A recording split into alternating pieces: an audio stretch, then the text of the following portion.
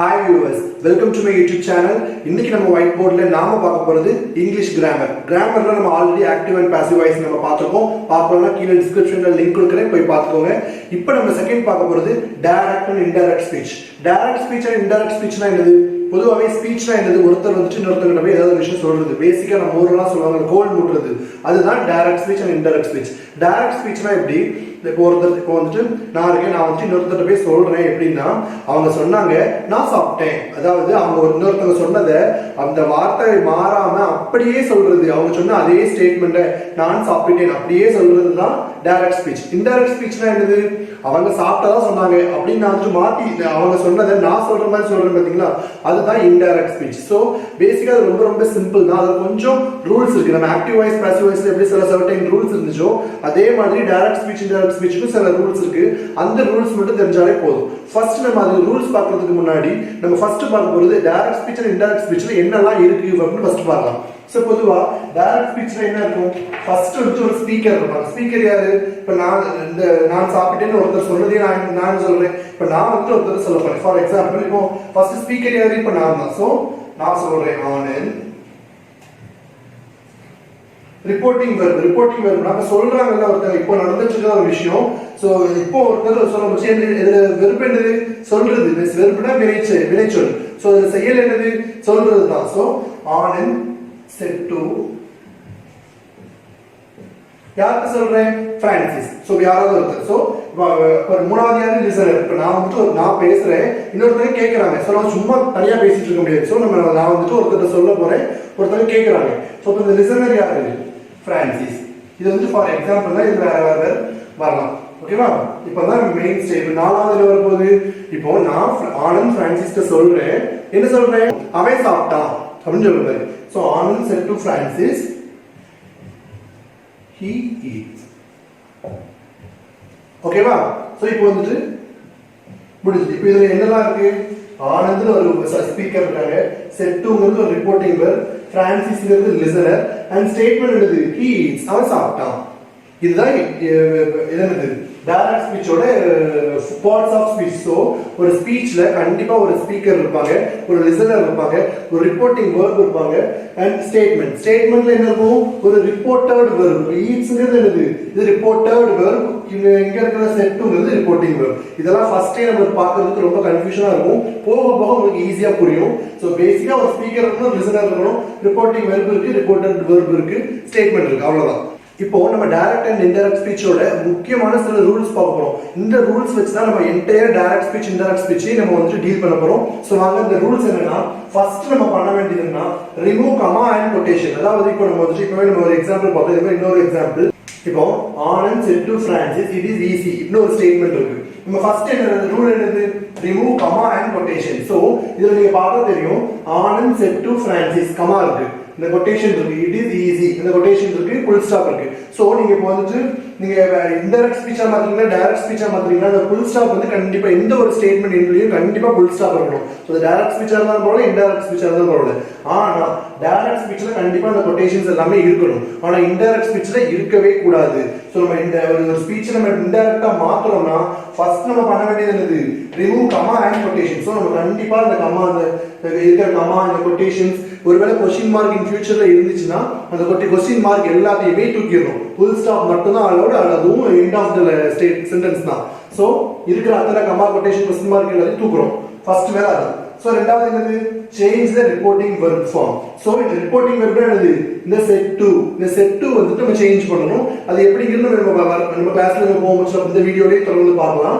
So நம்ம first என்ன பண்ணணும்? கமா, கமா, கொட்டேஷன்ஸ் எல்லாத்தையும் எடுக்கணும். ரெண்டாவது ரிப்போர்ட்டிங் வெர்போட ஃபார்ம் மாத்திரம். சோ மூணாவது கன்ஜங்ஷன். சோ இப்போ நம்ம கமா எடுத்துட்டோம், கொட்டேஷன் எடுத்துட்டோம், இந்த ரிப்போர்ட்டிங் வெர்பை மாத்திட்டோம். சோ இப்போ ஆனந்த் செட் டு வந்து எப்படி மாறணும்னா யூசுவலா ஒரு ஸ்டேட்மெண்ட் டோல்டுன்னு வரும். So Anand told Francis.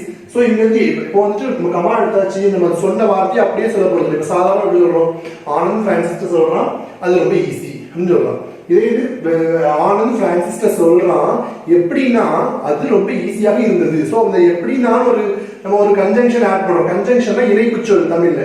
So நம்ம கண்டிப்பா ஒரு இணைப்புச்சொல் சேர்க்கணும். ஒரு தட், ஒரு வந்து டு, அப்படி ஏதாவது ஒரு இணைப்புச்சொல் சேர்க்கணும். சோ அந்த இணைப்புச்சொல் தான் ஆட் கன்ஜங்ஷன். சோ அதுக்கு next change the pronounce. So pronounce என்னது? I, he, she, it, they, we இது எல்லாமே pronouns. So இப்போ ஸ்டார்டிங்ல இருக்கும் பட்சத்துல அது ரொம்ப சிம்பிள், ஈஸியா மாத்திடலாம். சோ இதுவே நமக்கு வந்து சென்டென்ஸ் நம்ம வேற வேற இடத்துல வரும். சோ இட் வந்து இட்டா தான் இருக்கும். இதே இது ஹீன்னு இருக்கும், ஷீ இருக்கும், தே இருக்கும். சோ அப்படி அது வந்து இன் பிட்வீன்ல கூட இருக்கும். சோ அந்த மாதிரி சிச்சுவேஷன்ஸ் அதை நம்ம எப்படி சேஞ்ச் பண்றோம், ஆல்ரெடி ஆக்டிவ் அண்ட் பாசிவ் வாய்ஸ்ல நம்ம அதை எப்படி சேஞ்ச் பண்றதுன்னு பார்த்துருக்கோம். சோ இதுவும் சேம் தான், கொஞ்சம் டிஃபரன்ஸ் இருக்கும், அதுவும் நம்ம பார்க்கலாம். தென் சேஞ்ச் த டைமிங் அட்வர்பியல்ஸ். சோ இப்போ எப்படி வச்சுக்கலாம், Anand set to Francis it is easy now. So இப்போ நவ்ங்கிறது என்னது, ஒரு டைமிங் அட்வர்பியல். நவ்னா இப்பொழுதுன்னு அர்த்தம். சோ இப்பொழுதுன்னு நம்ம அவன் சொல்ற டைம், இப்போ வந்து நம்ம எல்லாருமே இப்போ நம்ம ஆனந்த் பிரான்சிஸ் எப்ப சொல்லி சொல்றான், ஆல்ரெடி அவன் ஒருத்த சொன்னது பாஸ்ட்ல முடிஞ்சு போச்சு. சோ அதான் சொல்றான். சோ அதை வந்துட்டு நம்ம இன்டைரக்ட் ஸ்பீச்சா மாத்த முடிச்சா அதோட டென்ஸ் நவ் வந்துட்டு நவ்வா இருக்காது. சோ அது மாறி போயிடும். சோ அப்போ இப்பொழுதுன்னு சொல்றத அவன் அப்பொழுது சொன்னா நம்ம சொல்லணும். சோ அப்ப கண்டிப்பா நவ்ங்கிற வார்த்தை அதுக்கு மாறணும். சோ அதுதான் சேஞ்ச் த டைம் அட்வர்பியல்ஸ்.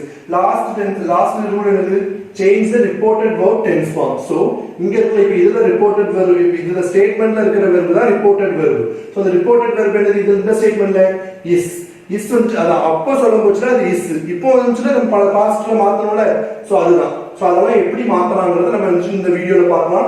அண்ட் இந்த ஆறு ரூல் மட்டும் மைண்ட்ல இருந்துச்சுனா நம்ம ஈஸியா நம்ம வந்து நம்ம டைரக்ட் ஸ்பீச் இன்டைரக்ட் ஸ்பீச் ஆகும். இந்த இதோட இன்வர்ஸ் ஃபார்ம் தான் இன்டைரக்ட் ஸ்பீச் டைரக்ட் ஸ்பீச்சா மாத்துறது. இதுல என்னெல்லாம் பண்றோமோ அதெல்லாம் பண்ணாம விடுறது இன்டைரக்ட் ஸ்பீச். அவ்வளவுதான்.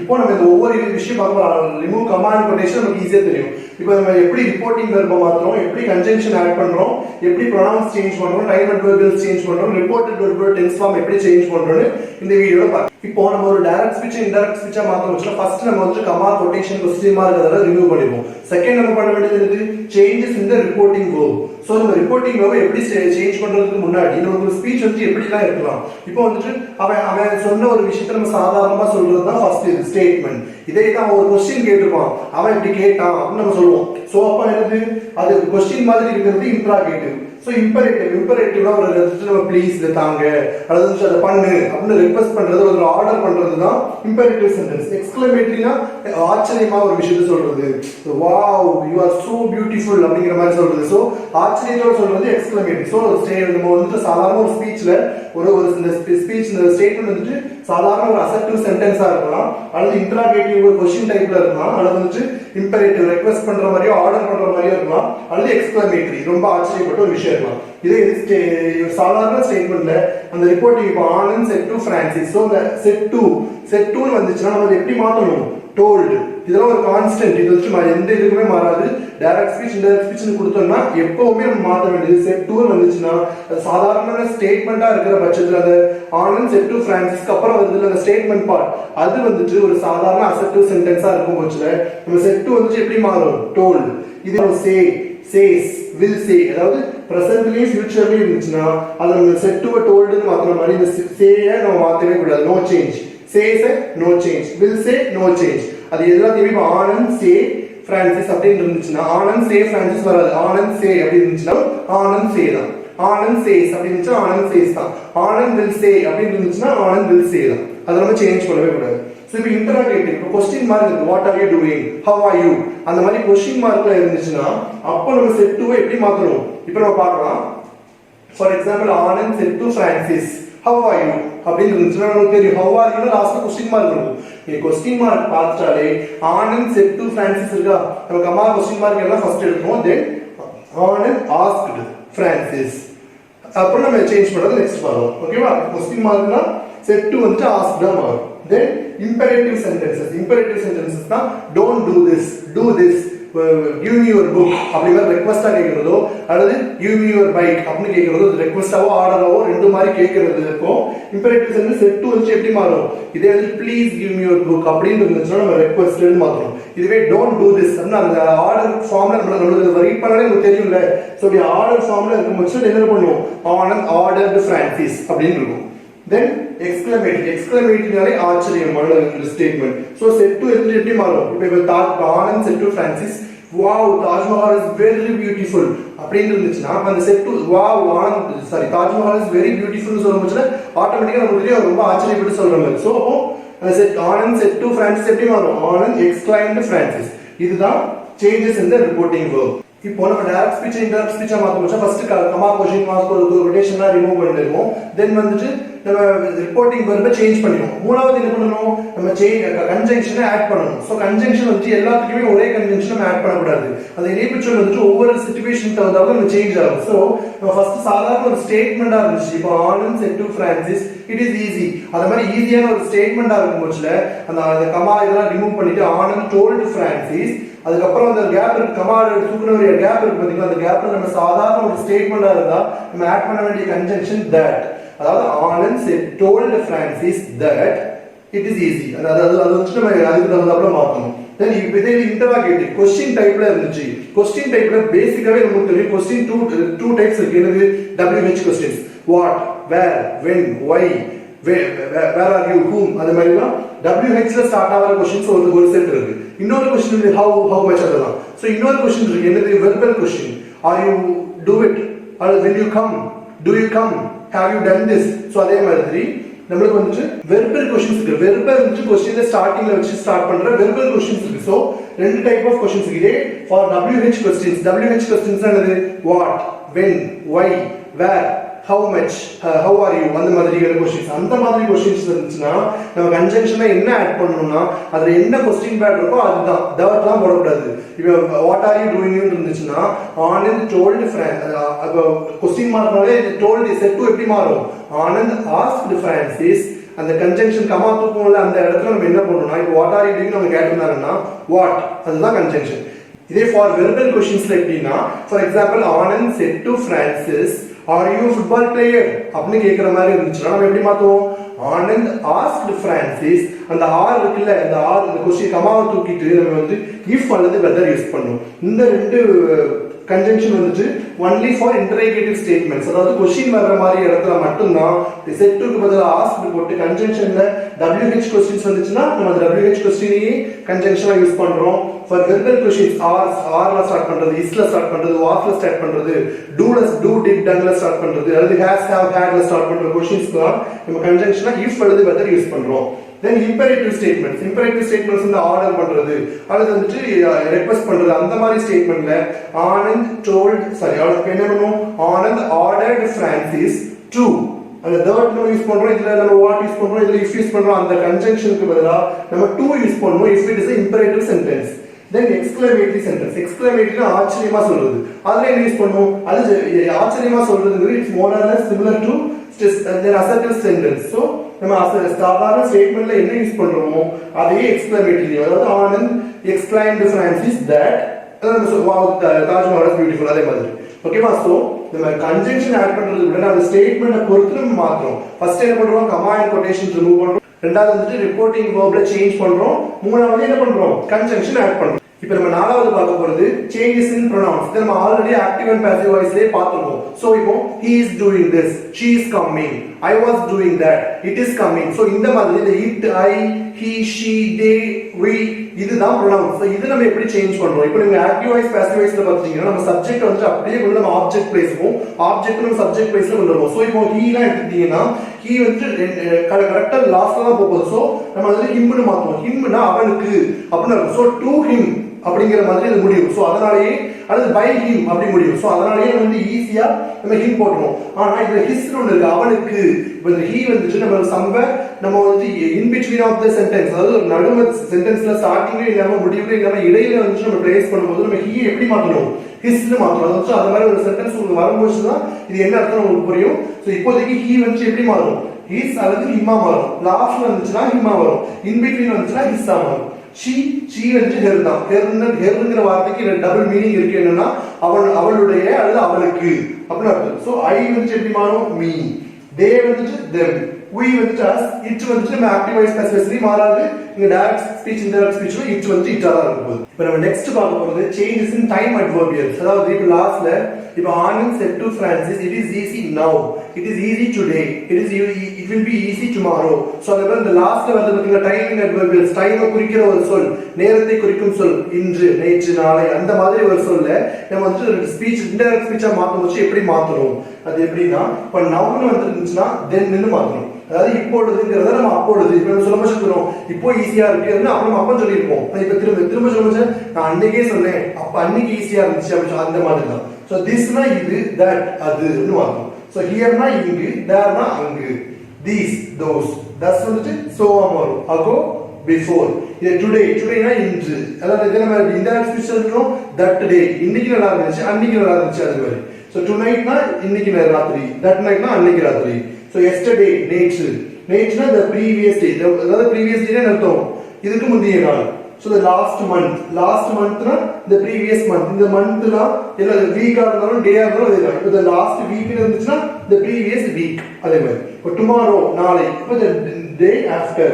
இது the next week இருக்கு. இப்போ வீக்னா the next week after, the next monthனா the month after, the next dayனா the day after. இந்த சேஞ்சஸ் இன் டைமிங் அட்ரிபியூட்ஸ் வந்து ரொம்ப ஈஸி. இது வந்து நம்ம ஈஸியா நம்ம டே டு டே லைஃப்ல யூஸ் பண்ற வேர்ட்ஸ் தான். இதை மட்டும் கொஞ்சம் கான்ஷியஸா வச்சிட்டோம்னா நம்ம வந்து டைமிங் அட்ரிபியூட்ஸ் கூட நம்ம மார்க் இழக்காம ஈஸியா டைரக்ட் ஸ்பீச் இன்டைரக்ட் ஸ்பீச்ல நம்ம மார்க்ஸ் எடுக்கலாம். இப்போ நம்ம ஃபைனலா பார்க்க போறது சேஞ்சஸ் இன் டென்ஸ் ஃபார்ம். அதாவது ரிப்போர்ட்டட் வெர்ப் இருக்குல்ல, ஃபர்ஸ்ட் இருக்கிற நம்ம ஸ்பீக்கர் அண்ட் லிசனர் இந்த ரிப்போர்ட்டிங் வெர்ப் அதை நம்ம ஃபினிஷ் பண்ணியாச்சு. நம்ம கன்ஜங்ஷன் ஆட் பண்ணியாச்சு, டைமிங் அட்வர்பியல்ஸ் ஓகே பண்ணியாச்சு. நம்ம மெயினா பண்ண வேண்டியது என்னது, ஸ்டேட்மெண்ட்ல இருக்கிற ரிப்போர்ட்டட் வெர்போட டென்ஸ் ஃபார்ம் சேஞ்ச் பண்ண போறோம். நம்ம entire direct speech indirect speech நம்ம சேஞ்ச் பண்ண வேண்டியது ரொம்ப ரொம்ப முக்கியமா சேஞ்ச் பண்ண வேண்டிய விஷயம் இதுதான். சோ நம்ம ஃபர்ஸ்ட் பார்க்கலாம். ஃபர்ஸ்ட் வந்து சிம்பிள் பிரசன்ட் டென்ஸ்ல வெர்ப் இருக்கு. அதாவது ப்ளே அல்லது பிளேஸ் அந்த வெர்ப். அதாவது இப்போ Anand said to Francis he is playing, அதாவது I play அப்படின்னு இருக்கும்போது அது பிளே அல்லது பிளேஸ் இருந்துச்சுன்னா எப்படி மாறும், ஐ பிளேட். அதாவது சிம்பிள் பிரசன்ட் டென்ஸ் வந்து சிம்பிள் பாஸ்ட் டென்ஸா மாறும். பிளே அல்லது பிளேஸ் இருக்கிறது ஐ பிளேட் அப்படின்னு மாறும்.